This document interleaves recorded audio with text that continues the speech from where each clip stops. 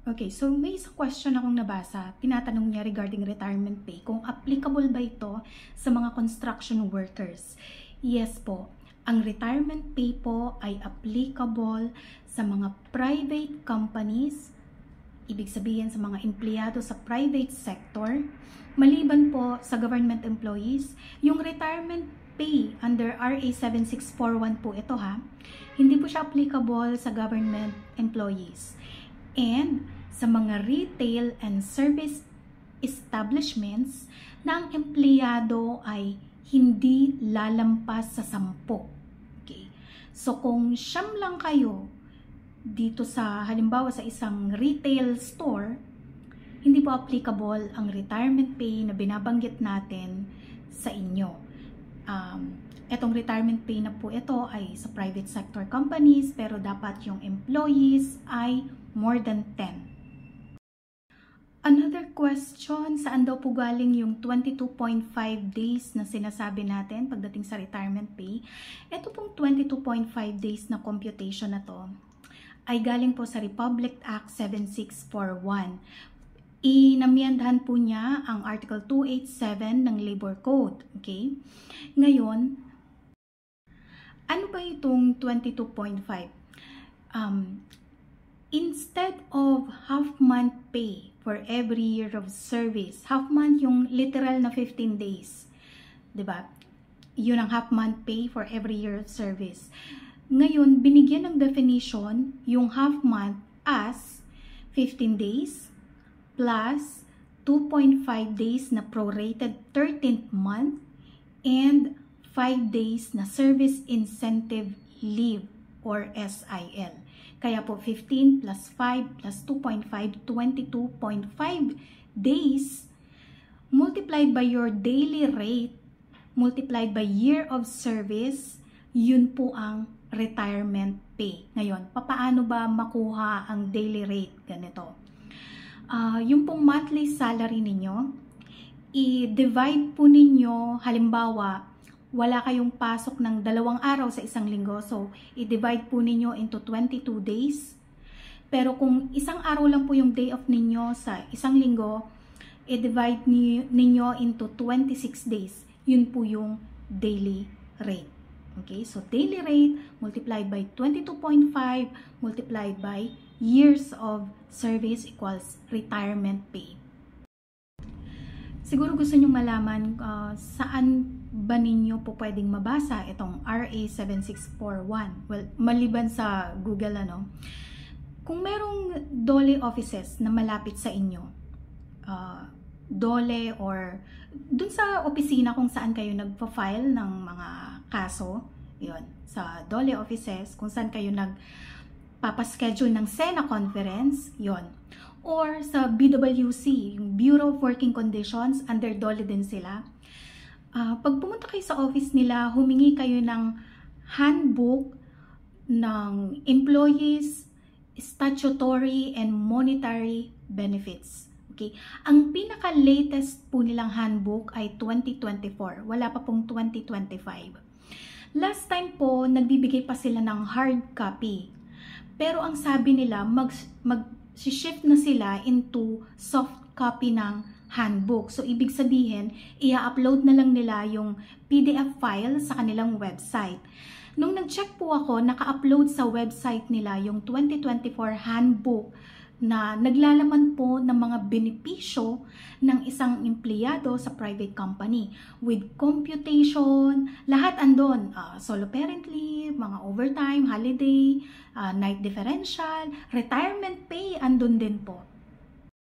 Ito pa ang isang question, SSS po ba ito? Hindi po. Ang SSS retirement benefits ay separate at iba dito sa retirement pay under Republic Act 7641. So kung entitled ka na, kung na-meet mo na yung requirements para maka-avail sa SSS retirement benefits, pwede ka pa bang makakuha dito sa retirement pay under RA 7641?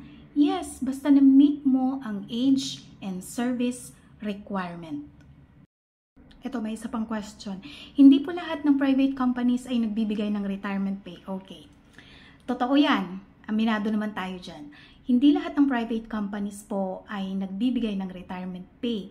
Kahit malinaw naman sa batas. Mandated ito ng law. Okay? Pero hindi lahat talaga nagbibigay. Okay, so what will you do? Halimbawa, na-attain mo na yung 60. Although, under the law, voluntary or optional retirement age pa lang yon. Pero what if gusto mo na talagang mag-retire sa trabaho? So, naka 5 years ka na in service and then 60 ka na. What will you do? Pwede mong i-notify ang inyong HR o ang management o kung sino mong authorized representative ng inyong employer regarding your intention to retire. Okay? Now, dalawang pwede nilang gawin. To refuse or i-deny nila or ibigay nila sa'yo. So, kung ibigay nila, well and good. If they deny your request kapag na-refuse nila, pwede ka nang mag-file ngayon ng money claims.